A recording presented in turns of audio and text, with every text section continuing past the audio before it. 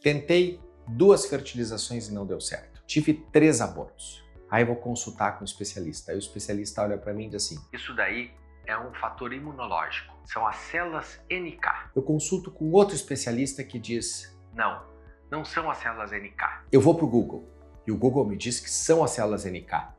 O que é isso? Meu nome é João Sabino, eu sou especialista em reprodução humana. Aqui a gente só trata de conteúdo com bastante qualidade e mais, com evidência científica. Tudo que a gente fala aqui no nosso canal, a gente tem um embasamento teórico muito robusto. Então, nos segue, clica e vamos discutir células NK. E por que eu brigo tanto com as células NK? Eu não brigo com as células NK, mas eu brigo com quem pede exame de célula NK. Existem mais de 5 subtipos de células NK, Natural Killer, e são super importantes para a nossa imunologia. Todo corpo estranho que entra no nosso organismo pode ser um vírus, uma bactéria, um bebê é um corpo estranho também, um embrião é um corpo estranho, porque metade do material genético não pertence à mãe. Tudo isso ativa o nosso sistema imunológico, e o nosso sistema imunológico precisa reconhecer esse corpo estranho e saber lidar com ele, atacar ou não, ou ser tolerante. No caso do embrião, eu tenho que exercer uma certa tolerância, porque senão eu não teria o desenvolvimento de uma gravidez. E isso acontece na grande maioria das vezes. O embrião implanta, o sistema imunológico reconhece esse embrião e usa as células NK também, porque as células NK elas estão presentes no sangue,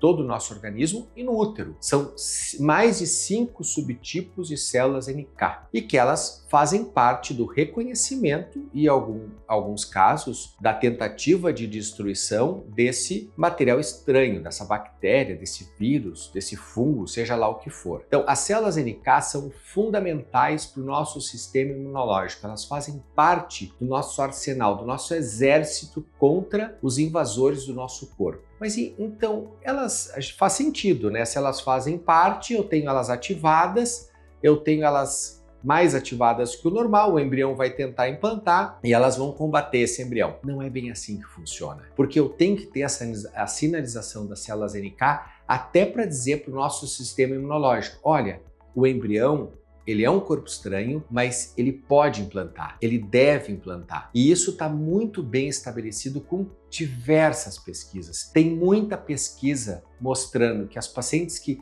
abortam mais, as pacientes que têm falha de FIV, as pacientes que engravidam naturalmente e aquelas que também não engravidam, o número, a quantidade e a atividade de células NK é igual. Por isso que a gente não recomenda a solicitação de células NK. Segundo motivo, são 5 subtipos. A gente não sabe na literatura médica qual seria o melhor ou o subtipo mais importante para a implantação. Então a gente não sabe nem da fisiologia normal, que dirá da fisiologia alterada. E mais um motivo é: se as células NK derem alteradas, que é um número arbitrário, a gente não tem na literatura médica qual o número ideal e qual o número relacionado com o aborto, por exemplo, se as células NK derem alterado, o que a gente faz? Qual é o tipo de tratamento? Existem inúmeras tentativas de protocolo e nenhum desses protocolos se mostrou eficaz. Então, por absoluta ausência de evidência, a gente não recomenda a utilização ou a pesquisa de células NK, que só vai encarecer o tratamento e deixar o casal mais estressado. O que a gente recomenda? A investigação de outros fatores que são diversos e conversar com o paciente para saber o que está acontecendo e sempre